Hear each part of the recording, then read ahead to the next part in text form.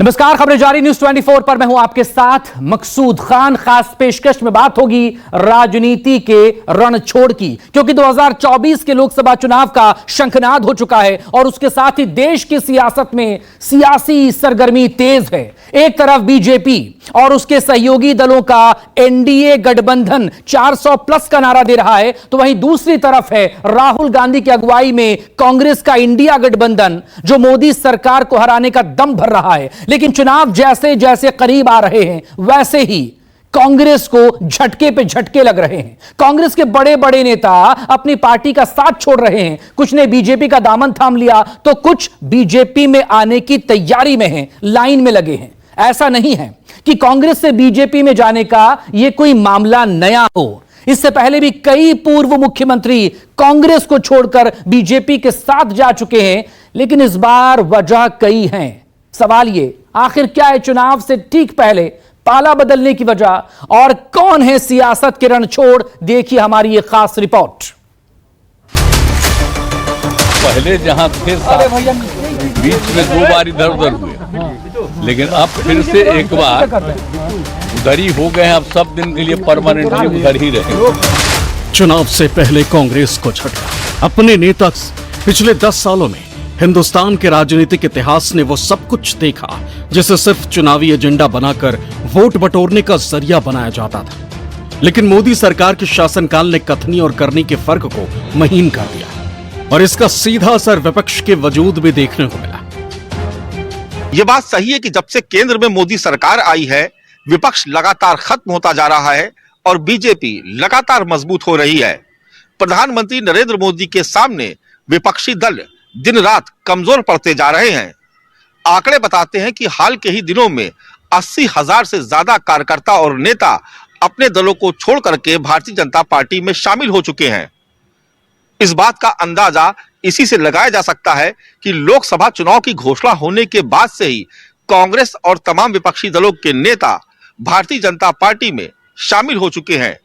इनमें दिग्गज नेताओं की भी भरमार है। जिसे देखो वही केसरिया ओढ़े चला आ रहा है। 2024 में मोदी सरकार के हैट्रिक रोकने के लिए विपक्षी दलों ने इंडिया गठबंधन बनाया, लेकिन देश के सबसे पुरानी और विपक्ष की इकलौती राष्ट्रीय पार्टी कांग्रेस को दो तरफा मार पड़ रही। एक तरफ विपक्षी गठबंधन में कांग्रेस को क्षेत्रीय पार्टियों की उपेक्षा का सामना करना पड़ रहा है, वहीं कांग्रेस के दिग्गज नेता एक एक करके बीजेपी के पाले में शामिल होते जा रहे हैं। ताजा कड़ी में कांग्रेस के 3 बड़े नेताओं ने पार्टी को अलविदा कह दिया। कांग्रेस पार्टी के पूर्व प्रवक्ता गौरव वल्लभ ने बीजेपी ज्वाइन कर ली। गौरव वल्लभ ने कांग्रेस अध्यक्ष मल्लिकार्जुन खड़गे को इस्तीफा सौंपा। गौरव ने आरोप लगाया कि वो अब सनातन विरोधी नारे नहीं लगा सकते और न ही सुबह शाम देश के वेल्थ क्रिएटर्स को गाली दे सकते। कांग्रेस के पूर्व सांसद और कद्दावर नेता संजय निरुपम ने भी पार्टी को झटका दिया। निरुपम ने कांग्रेस में 5 अलग अलग पावर सेंटर्स का आरोप लगाया। सोनिया, राहुल, प्रियंका, खरगे और वेणुगोपाल में वैचारिक द्वंद्व चल रहा है। संजय निरुपम ने कांग्रेस पार्टी कार्यकर्ताओं में निराशा होने की बात कही। तीसरा नाम बिहार कांग्रेस के पूर्व प्रदेश अध्यक्ष अनिल शर्मा का है। अनिल शर्मा ने आरोप लगाया कि कांग्रेस सांप्रदायिक पार्टी बन चुकी है और पार्टी अध्यक्ष मल्लिकार्जुन खड़गे और सोनिया गांधी सबसे ज्यादा सांप्रदायिक लोगों की कैटेगरी में आते हैं। धर्म के मामले में आप चुप्पी साध लो, जो गालियां दे रहे हैं सनातन को आप चुप्पी साध लेते हो। वेल्थ क्रिएटर्स को जो गाली दे रहा है आप चुप्पी साध लेते हो और उल्टा गालियां दे रहे हो। देश में वेल्थ क्रिएशन जुर्म नहीं हो सकता। आप इसलिए उन चीजों को गलत बोलते हो क्योंकि वो एक ऐसे व्यक्ति उन चीजों को आगे लेके जा रहा है जिनको आपको सुबह से शाम गाली देनी है। जिस आइडियोलॉजी को सोच के मैंने ज्वाइन किया था कि नए आइडियाज का, इंटेलेक्चुअल आइडियाज का, नए सोच का वहां पर सम्मान होगा, पर नए सोच का, नए आइडियाज का, नए लोगों को सम्मान छोड़ के क्रश करने की प्रक्रिया भारत को आगे नहीं ले जा सकती। वैचारिक आधार पर हालत खराब है, संगठनात्मक स्तर पर पूरा बिखरा हुआ है मामला। जो मुद्दे उठाए जा रहे हैं उन मुद्दों के प्रति कोई कमिटमेंट नहीं दिखता। सुबह कुछ बयान, शाम को कुछ बयान। जो नारे हैं ऐसे नारे हैं जो उनके घर में भी एक बार से दोबारा नहीं बोला जाएगा। उसका कारण यह है कि कांग्रेस पार्टी के शीर्ष नेतृत्व में बड़े पैमाने पर ऐसे लोग बैठ गए हैं जिनका जमीन से कोई नाता नहीं रह गया। इसलिए लगातार लोग टूट रहे हैं, बिखर रहे हैं या अंदर अंदर कसमसा रहे हैं। कांग्रेस के ज्यादातर नेताओं ने पार्टी पर दिशाहीन होने का आरोप लगाते हुए कांग्रेस छोड़ी, लेकिन सबसे बड़ा कारण है कि कांग्रेस में ऐसे नेताओं की कमी है जो कार्यकर्ताओं को एकजुट रख सके। जितने भी बड़े नेताओं ने पार्टी छोड़ी, सबने यही कहना था कि राहुल गांधी मिलने तक का समय नहीं देते हैं। दूसरा, कांग्रेस ने नेताओं को पार्टी छोड़ने से रोकने की कोई कोशिश भी नहीं की।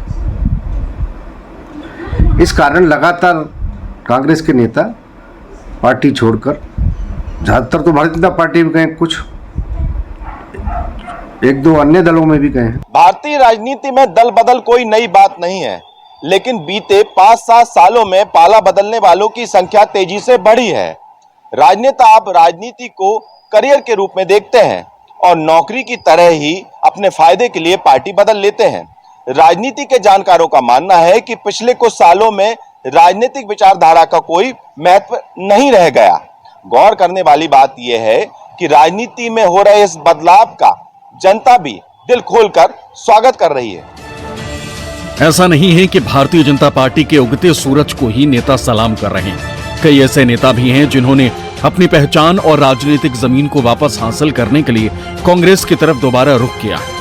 2024 में भारतीय जनता पार्टी और कांग्रेस में शामिल होने वाले बड़े नामों को देखें तो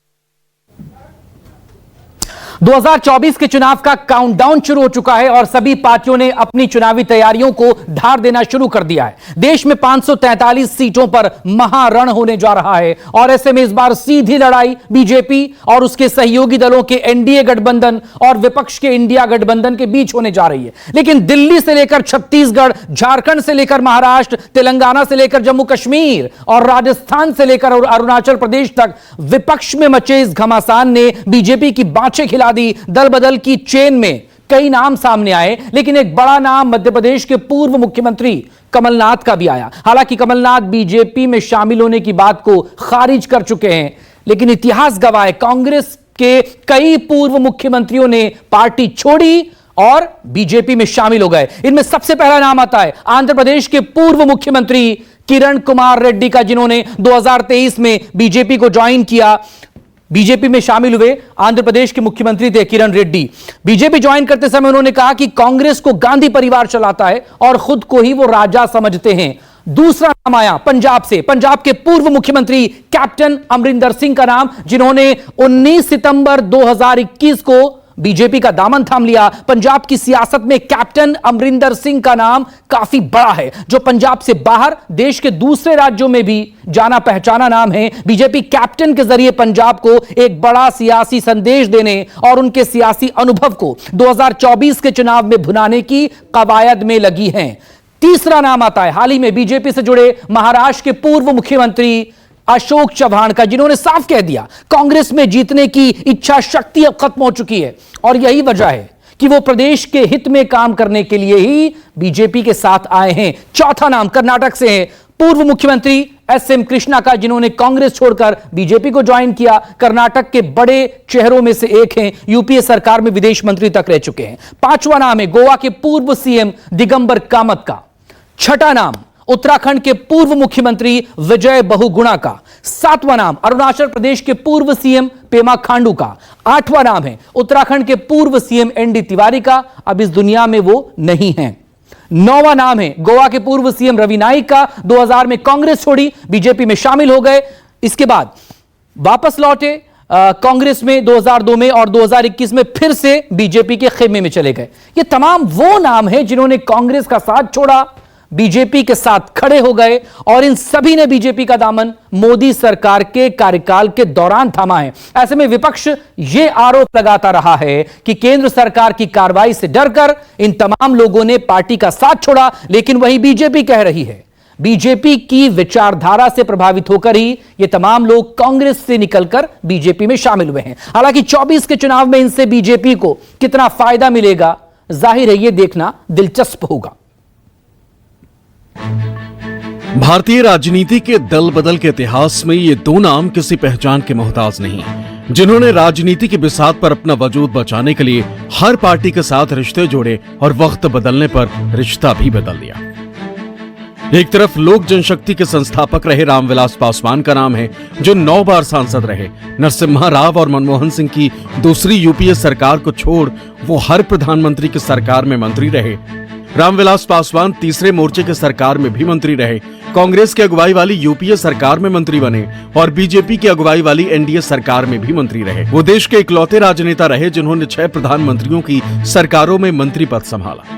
तो वही नीतीश के दल बदल ने भारतीय राजनीति में ऐसा माहौल बनाया कि नीतीश को पलटूराम के विशेषण से नवाजा जाने लगा। 1974 में छात्र राजनीति के जरिए पॉलिटिक्स में एंट्री मारने वाले नीतीश कुमार अब तक 6 बार पाला बदल चुके हैं और जानकार अब भी नीतीश के एनडीए में टिकने की गारंटी नहीं ले रहे और नीतीश कुमार को बार बार ये जताना पड़ रहा है कि वो अब कहीं नहीं जाएंगे। अरे पहले जहाँ थे साथ, बीच में 2 बार इधर उधर हुए, लेकिन अब फिर से एक बार उधर ही हो गए हैं। अब सब दिन के लिए परमानेंटली उधर ही रहेंगे, इसलिए बहुत अच्छी बातचीत हो गई है। भारत में एक दल बदल कानून है। ये कानून सांसदों या विधायकों के किसी एक दल से दूसरे दल में जाने पर उन्हें दंडित करता है, लेकिन यही कानून सांसदों और विधायकों के 2/3 ग्रुप को किसी दल के साथ जाने या उसमें विलय करने की अनुमति भी देता है। आसान भाषा में समझा जाए तो ये कानून फुटकर व्यापार पर तो रोक लगाता है, लेकिन थोक दल बल पर कोई ऐतराज नहीं जताता। यही वजह है कि विशेषज्ञ इस कानून को और पारदर्शी और सख्त बनाने की वकालत करते हैं। और मुझे लगता है इसमें कोई खामी नहीं है, क्योंकि ये दल विरोधी कानून बनाया गया जिसके कारण कई राज्यों में दल बदल की प्रक्रिया पूरी नहीं हो पाई है। देखेंगे मध्य जिस तरह से हिमाचल प्रदेश में 6 विधायक है इसी कारण अयोग्य घोषित किए गए। हाँ, ये जरूर है कि अगर कोई विधायक या सांसद अयोग्य घोषित होता है तो उसे फिर से दोबारा चुनाव लड़ने की जरूरत होती है। इसको हम एक खामी मान सकते हैं कि दल बदल करने पे सदस्यता तो जाती है, लेकिन चुनाव लड़ने से रोक नहीं सकते। विपक्षी नेताओं के लगातार बीजेपी में शामिल होने के पीछे जहां उनकी राजनीतिक महत्वाकांक्षा को वजह बताया जा रहा है, तो वहीं सरकारी जांच एजेंसियों की कार्रवाई के डर से राजनीतिक हलकों में हंगामा है। चुनाव की घड़ी जैसे जैसे करीब आ रही है, देश में ईडी और सीबीआई दोनों केंद्रीय एजेंसियों की शिफ्ट डबल और ट्रिपल हो गई। विपक्षी पार्टियों की क्राइम कुंडली खोली जा रही। ईडी सीबीआई ताबड़तोड़ छापेमारी करके अलग अलग पार्टी के नेताओं को रिमांड पर ले रही और हर गिरफ्तारी के बाद देश की सियासत में तेजी से उबाल आ रहा।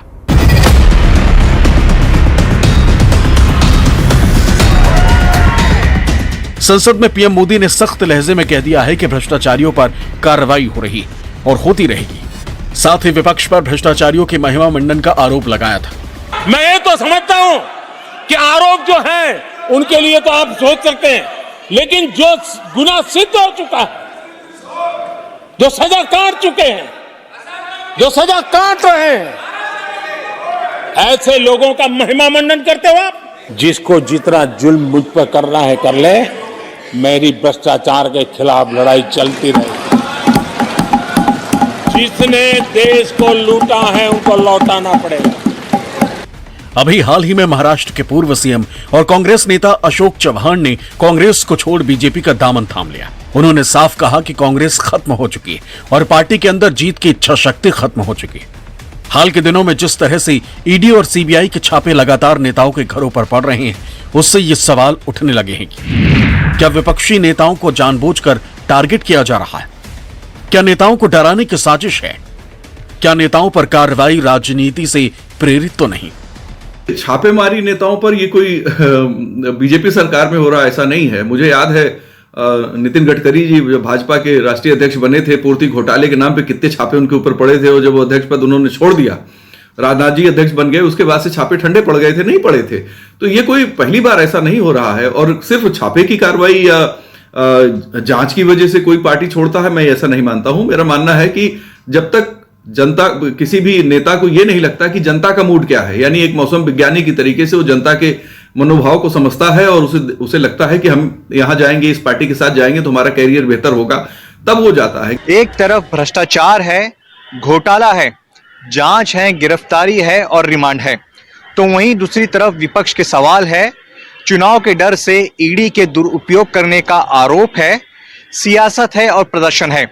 जांच एजेंसी ईडी विपक्ष के निशाने पर रहती है। विपक्ष का आरोप है कि ईडी सरकार के इशारे पर काम करती है और विरोधी पक्ष के नेताओं को टारगेट करती है। इससे सत्ता पक्ष विरोधी पक्ष के नेताओं के मनोबल तोड़ने का काम कर रही है। एक तरफ भ्रष्टाचार है, घोटाला है, जांच है, गिरफ्तारी है और रिमांड है, तो वहीं दूसरी तरफ विपक्ष के सवाल है, चुनाव के डर से ईडी के दुरुपयोग करने का आरोप है, सियासत है और प्रदर्शन है। जांच एजेंसी ईडी विपक्ष के निशाने पर रहती है। विपक्ष का आरोप है कि ईडी सरकार के इशारे पर काम करती है और विरोधी पक्ष के नेताओं को टारगेट करती है। इससे सत्ता पक्ष विरोधी पक्ष के नेताओं के मनोबल तोड़ने का काम कर रही है। हालांकि सच्चाई ये भी है कि आज जो विपक्षी दल सत्ता पक्ष पर केंद्रीय जांच एजेंसियों के गलत इस्तेमाल का आरोप लगा रहे हैं, उन्होंने भी अपने राज्य में विरोधियों को दबाने के लिए सीबीआई जैसी एजेंसियों का इस्तेमाल खूब किया। हालात ये हो चुके थे कि सुप्रीम कोर्ट को टिप्पणी करते हुए सीबीआई को राजनीति के पिंजरे का तोता तक कहना पड़ गया था। लेकिन यूपीए सरकार के मुकाबले एनडीए सरकार में ईडी और सीबीआई के इस्तेमाल कई गुना बढ़ी। आंकड़ों के मुताबिक यूपीए राज के मुकाबले एनडीए राज के 8 साल में ईडी की 27 गुना ज्यादा छापेमारी हुई है। यूपीए राज के मुकाबले एनडीए राज में नेताओं के खिलाफ 4 गुना ज्यादा मामले। यूपीए राज में 2 पूर्व मुख्यमंत्री जांच के घेरे में आए तो एनडीए राज में ईडी की जांच के रडार में 1 मुख्यमंत्री और 14 पूर्व मुख्यमंत्री आए। यूपीए राज में ईडी 3 मंत्रियों की जांच करती, जबकि एनडीए राज में ईडी 19 मंत्रियों को जांच के दायरे में लाती। यूपीए राज में 3 सांसद तो एनडीए राज में 24 सांसद जांच के दायरे में आते। यूपीए राज में एक भी विधायक, पूर्व सांसद नहीं, लेकिन एनडीए राज में ईडी की जांच का घेरा 21 विधायक, 11 पूर्व विधायक और 7 पूर्व सांसद तक कस जाता है। ईडी की तरफ से कुछ दिनों पहले ही बताया गया है कि 2005 से जनवरी 2023 तक ईडी ने मनी लॉन्ड्रिंग एक्ट में 5,906 केस दर्ज किए, तो इसमें केवल 2.98% केस ही पूर्व सांसद, विधायक और दूसरे नेताओं पर है। लेकिन ईडी के इस तरह के बयानों से विपक्ष इत्तेफाक नहीं रखता। विपक्ष का मानना है कि केंद्रीय जांच एजेंसियां बीजेपी के इशारे पर काम करती और सिर्फ विपक्षी नेताओं को ही परेशान करती। जांच एजेंसियों के हर एक्शन को विपक्ष के नेता सियासत से प्रेरित बताते, दावा करते हैं कि डराने की कोशिश भले जांच के नाम पर हो, लेकिन डरेंगे नहीं। आप सांसद संजय सिंह की गिरफ्तारी के दिन से ही देश में नए छापे जांच एजेंसियों की तरफ से शुरू हो गए थे। ईडी ने पश्चिम बंगाल सरकार में खाद्य और आपूर्ति मंत्री रथिन घोष और पूर्व नगरपालिका अध्यक्ष के ठिकानों पर छापेमारी की। वहीं तमिलनाडु में डीएमके सांसद एस जगत रक्षकन के परिसरों पर आयकर विभाग ने तलाशी ली। तेलंगाना में आईटी ने बीआरएस विधायक मगंती गोपीनाथ से जुड़े ठिकानों पर छापेमारी की। उत्तर प्रदेश के लखनऊ, वाराणसी, आजमगढ़ से मुंबई तक समाजवादी पार्टी के नेता अबू आजमी के ठिकानों पर छापे पड़ने लगे। सत्ता के खिलाफ विपक्षी एकजुटता वाली इंडिया गठबंधन बनने के बाद से विपक्षी पार्टियों के बड़े बड़े लीडर भी जांच एजेंसियों के रडार पर हैं। ऐसे में सवाल यह है कि छापों के रडार में आगे और कौन कौन है। सिर्फ हाल के कुछ घोटालों के आरोप पर नजर डालें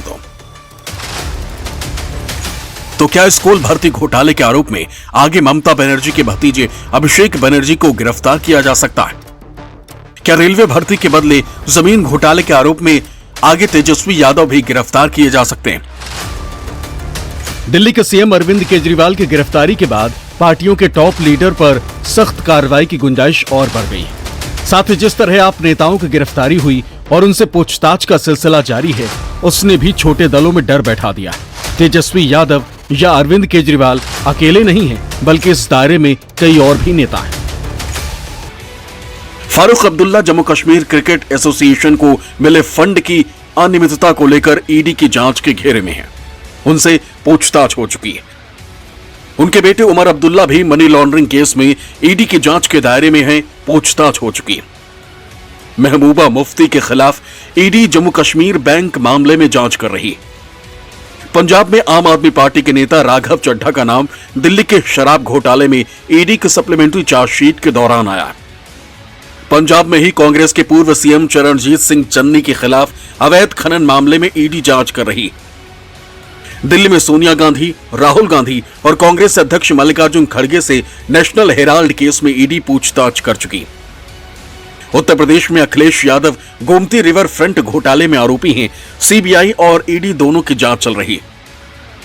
बिहार में लालू यादव, पत्नी राबड़ी देवी, बेटे तेजस्वी यादव तीनों के खिलाफ CBI land for job case में जांच कर रही। महाराष्ट्र में शरद पवार पर 2019 महाराष्ट्र सहकारी बैंक से जुड़े अनियमितताओं में मनी लॉन्ड्रिंग का केस है, जिसे लेकर ईडी जांच कर रही। वहीं उद्धव ठाकरे पर आय से अधिक संपत्ति का आरोप है, जिसकी जांच भी ईडी के दायरे में है। विपक्ष शासित राज्यों में सीबीआई, ईडी जैसे सेंट्रल जांच एजेंसियों की एंट्री और एक्शन पर सवाल उठते रहे, लेकिन चुनावी मौसम में हो रहे इस तरह की कार्रवाई से सवाल उठना लाजमी है कि क्या उन नेताओं को टारगेट किया जा रहा है जिन पर किसी भी तरह के भ्रष्टाचार के आरोप लगे। लोकसभा चुनाव से पहले तेजी से बदलते घटनाक्रम से देश की राजनीति का पारा हाई होना तय।